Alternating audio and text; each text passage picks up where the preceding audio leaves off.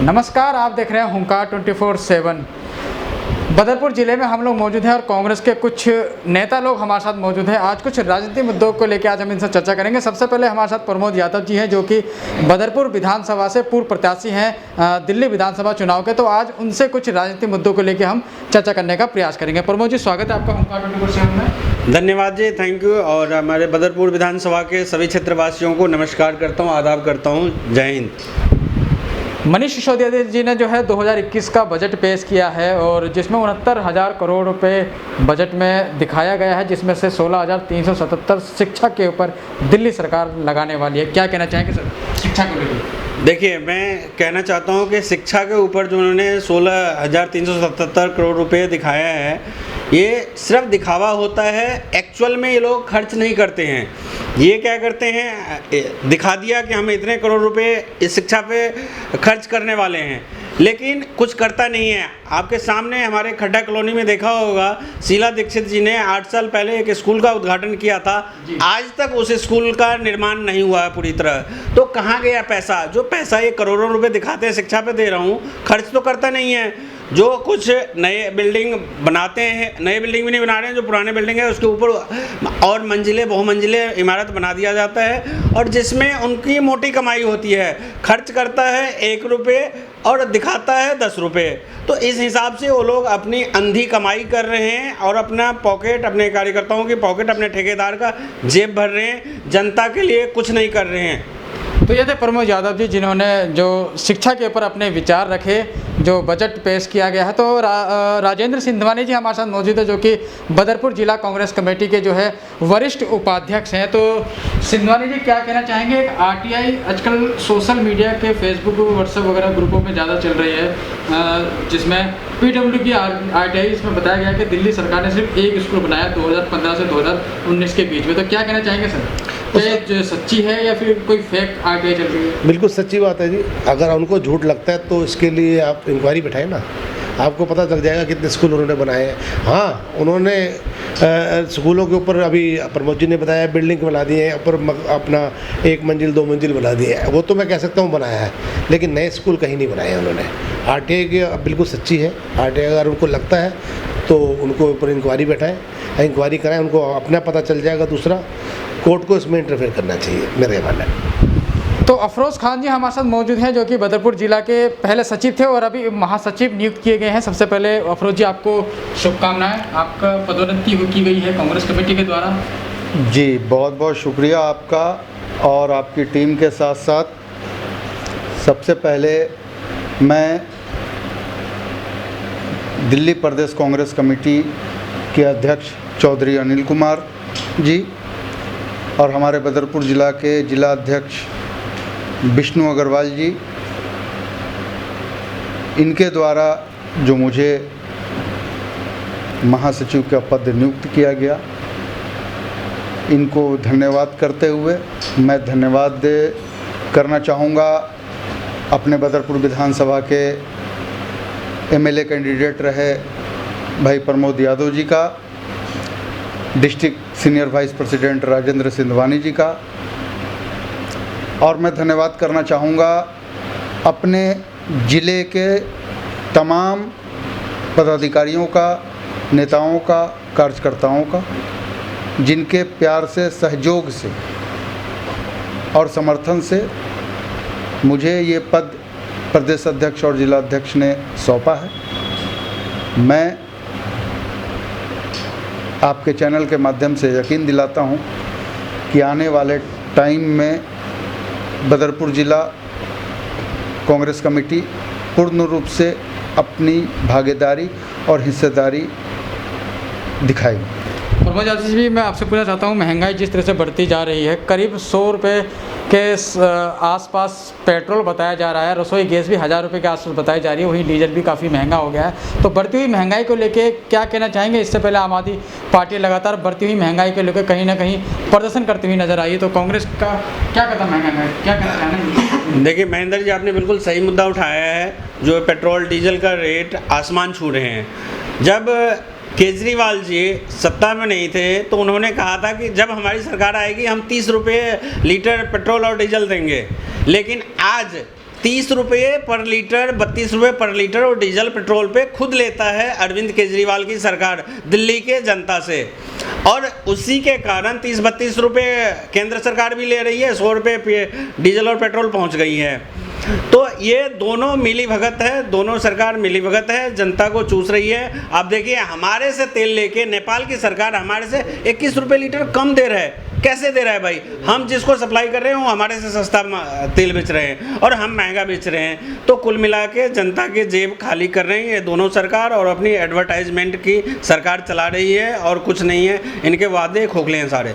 राजेंद्र जी, क्या कहना चाहेंगे आप? मोहल्ला क्लिनिक की तर्ज पे 100 महिला मोहल्ला क्लिनिक खोलने का प्रयास दिल्ली सरकार करने जा रही है, तो मोहल्ला क्लिनिक चल गए हैं और महिला कांग्रेस भी चल जाएंगे। आपके सामने देखना कितने क्लिनिक चल रहे हैं। मेरे ख्याल से मेरी नज़र में अभी 3-4 क्लिनिक मैंने अपने आसपास देखे हैं, उनके अंदर जानवर जाके उसमें अपना ये लगा लीजिए, अपना सारा जानवर बैठे होते हैं, सोए होते हैं, गंदगी करते हैं। इससे ज़्यादा कुछ नहीं है। प्रहलादपुर में मैंने देखा वही रहा, अपना एक ताजपुर पहाड़ी पे पहले था, वो भी ऐसा था। मैंने 3-4 देखे हैं जो ऐसा है। अब आप देख लीजिए कितना चलेंगे ये लोग। अभी ये मोहल्ला क्लिनिक चल चुके हैं और आगे वो भी चलेंगे। अफरोज़ खान जी, क्या कहना चाहेंगे? पहले आपकी छोटी जिम्मेदारी थी, अब महासचिव बनाया है तो जिम्मेदारी और बढ़ गई है आपकी। तो किस तरह से आने वाले समय में चुनौती का सामना करेंगे? हालांकि 1 साल के बाद नगर निगम के चुनाव भी हैं। देखिए, ऐसा है कि जिम्मेवारी कोई छोटी बड़ी नहीं होती। ठीक है, पद और कद थोड़ा बड़ा होता है, तो उसके लिए हम पहले भी कांग्रेस के सिपाही बन कर के, एक आम कार्यकर्ता बन कर के ज़मीन पर संघर्ष कर रहे थे और तमाम भाइयों को साथ लेकर के जो हमारे बदरपुर ज़िला में हैं। जैसा कि हमें प्रदेश अध्यक्ष से, जिला अध्यक्ष से दिशा निर्देश आता आया है अब तक, उस हिसाब से हम काम कर रहे थे और आगे भी निरंतर हम उसी दिशा निर्देश पर हम काम करते रहेंगे उनके। और यहाँ रही बदरपुर की बात, तो इस ज़िले में और ख़ासकर इस विधानसभा में हमारे जितने भाई कांग्रेस के हैं, जो पूर्व के सचिव जो अभी मौजूदा रहे हैं और भी तमाम लोग हैं, माइनॉरिटी डिपार्टमेंट से भी लोग हैं, महिला विंग भी हैं, यूथ भी में भी हैं। तो बदरपुर ज़िला कांग्रेस कमेटी तमाम विंगों को मिलाकर एक मजबूत कड़ी बन चुकी है और ये आपको ज़मीन पर ऑलरेडी दिख रहा होगा कि कांग्रेस कमेटी बदरपुर विधानसभा, बदरपुर ज़िला के अंदर बिल्कुल दमखम मजबूती के साथ खड़ी है और ये उन तमाम भाइयों का मेहनत है, प्यार है, सहयोग है। प्रमोद जी, क्या कहना चाहेंगे? अभी 4-5 दिन पहले बताया जा रहा है कि बदरपुर विधानसभा के विधायक जी के द्वारा और डीडीए के अधिकारियों के साथ और आरडब्ल्यू के लोगों के साथ एक मीटिंग रखी गई थी, जिसमें डीडीए के अधिकारी और डीडीए से संबंधित कुछ समस्याओं पर विचार विमर्श किया गया, जिसमें ओजोन समेत कई मुद्दे थे, जिसमें जो सर्वे के दौरान रजिस्ट्री करने में कुछ समस्याएं लोगों को आ रही थी, मालिकाना हक नहीं मिल रहा था, उस पर भी बात की गई। तो क्या कहना चाहेंगे सर? देखिए, ये जो हमारे वर्तमान विधायक साहब हैं, जो नेता प्रतिपक्ष है, वो झूठों का पुलिंदा है।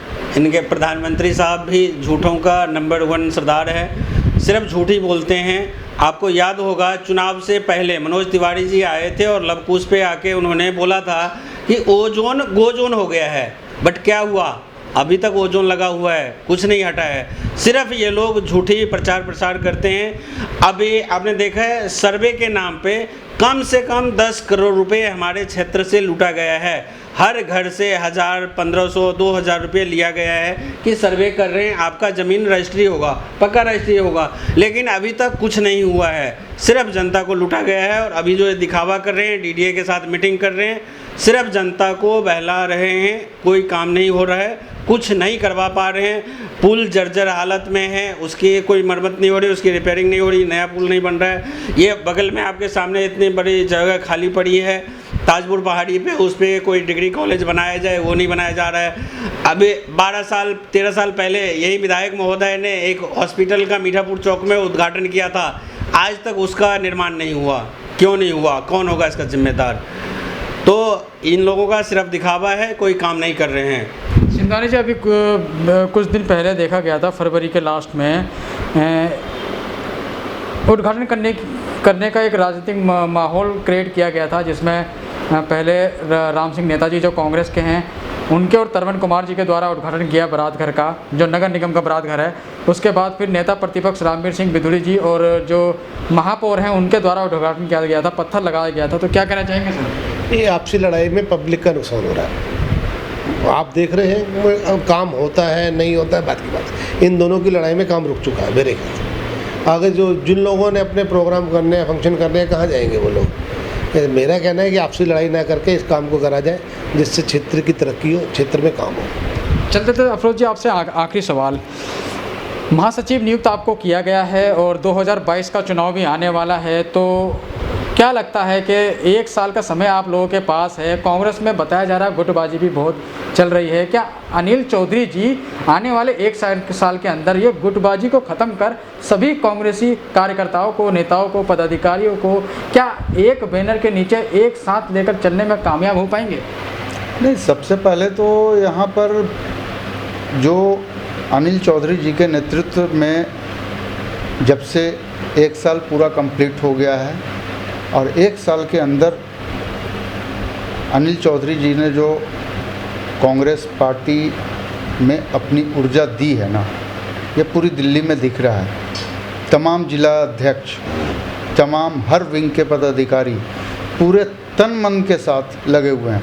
कांग्रेस में तो अब गुटबाजी वैसी कोई दिख नहीं रही है। रही बात कि इसका परिणाम आपको आने वाले निकाय चुनाव में दिख जाएगा।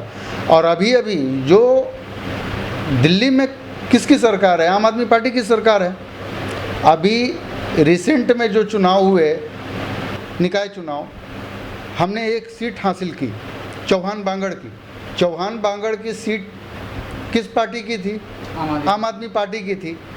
आम आदमी पार्टी से हमने ऐतिहासिक मतों से जीत हासिल की। देखिए, ऐसा है कि कांग्रेस पार्टी में कोई घमासान सबसे पहली बात है नहीं। जब से हमारे 1 साल करीब हो गए, हमारे प्रदेश अध्यक्ष चौधरी अनिल कुमार जी जब से बने हैं, तब से कांग्रेस में एक नई ऊर्जा का संचालन हुआ है। हमारे ज़िले के अध्यक्ष से लेकर के ज़िले के पदाधिकारी, ब्लॉक अध्यक्ष, महिला विंग, माइनॉरिटी विंग, ये सब अपने अपने तरीके से पूरे तन मन से, और एक एक कार्यकर्ता पूरे तन मन से काम कर रहा है ज़मीन पर। ये इसका जीता जागता आपको उदाहरण मैं अभी हाल के निकाय चुनाव जो हुए हैं चौहान बांगड़ में जो सीट थी ना, वो एक्चुअल में आम आदमी पार्टी के थी। और दिल्ली में जो सरकार है वो आम आदमी पार्टी की, अरविंद केजरीवाल जी की सरकार है। इसका मतलब ये होता है कि अरविंद केजरीवाल जी के झूठे वादों से और काम करने से जनता त्रस्त होती जा रही है। जनता समझ गई है कि ये सिर्फ प्रचार मंत्री हैं, प्रचार पर इनसे करोड़ों रुपए खर्च करवा लीजिए, ठीक है। ज़मीनी हकीकत इनका कुछ नहीं है। फ्री को काम नहीं कहते। हमने पीछे भी कहा था, फ्री काम नहीं होता।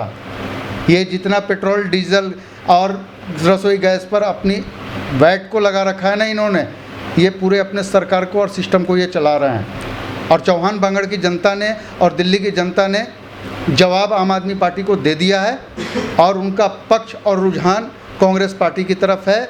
और ये सारा का सारा क्रेडिट जो है हमारे प्रदेश अध्यक्ष चौधरी अनिल कुमार को जाता है। और हम लोग आगे आने वाले निकाय चुनाव में पूरे जोशो खरोश के साथ लगेंगे। ज़िले का एक एक पदाधिकारी हो, मैं अपनी ज़िले की बात करूंगा, इस ज़िले के अंदर और इस खास के बदरपुर विधानसभा के अंदर कांग्रेस पूरी मजबूती के साथ अपना प्रदर्शन करेगी और 5 वार्डों पर अपना चुनाव लड़ेगी और अपने दावेदारी मजबूती के साथ पक्ष रखेगी। सर, जैसे कि महंगाई को लेके आप बता रहे हैं कि एक और झटका दिया है, तो क्या कहना चाहेंगे सर? आज उत्तराखंड का सीएम बदला गया, आपने देखा है, अभी न्यूज़ में भी देख रहे होंगे आप लोग कि कल उनको हटा दिया गया। महंगाई और उनकी जो कमियां थी बीजेपी की, वो सामने उजागर हो रही है। अब आने वाले में बीजेपी का यही हश्र होगा, हर स्टेट से जाएगी और केंद्र से बीजेपी जाएगी। ये महंगाई उनको ले डूबेगी। ये देखिए, मैं कहना चाहता हूँ कि ये बीजेपी का ना सिर्फ चाल है। ये पब्लिक का रुझान अपने तरफ करने के लिए वो क्या करते हैं। अब जिसे पिछले निगम चुनाव में आपने देखा था, जितने पुराने कैंडिडेट थे, जितने निगम पार्षद थे, उसको चेंज कर दिया, उसने नया कैंडिडेट ले आया। तो क्या हुआ भाई, पीछे भी 10 साल उसने राज किया था, फिर 5 साल दिया, लेकिन कोई काम तो नहीं हुआ। वही हाल है। उन्होंने सेम रणनीति वहाँ भी अपना रहे। त्रिवेंद्र सिंह रावत को इसलिए हटाया गया कि 4 साल में वो कुछ काम नहीं कर पाए और महंगाई चरम सीमा पे जा रखी है, बेरोजगारी बढ़ रही है। तो सिर्फ पब्लिक को दिखा रहे हैं कि उस सीएम को हमने चेंज कर दिया, नया सीएम ले आए हैं, अब बेहतर काम होगा। सिर्फ पब्लिक का ध्यान भटका रही है और कोई काम नहीं कर रही है। अपने शहर की लेटेस्ट खबरों के लिए चैनल को सब्सक्राइब करें और बेल आइकन को दबाएं।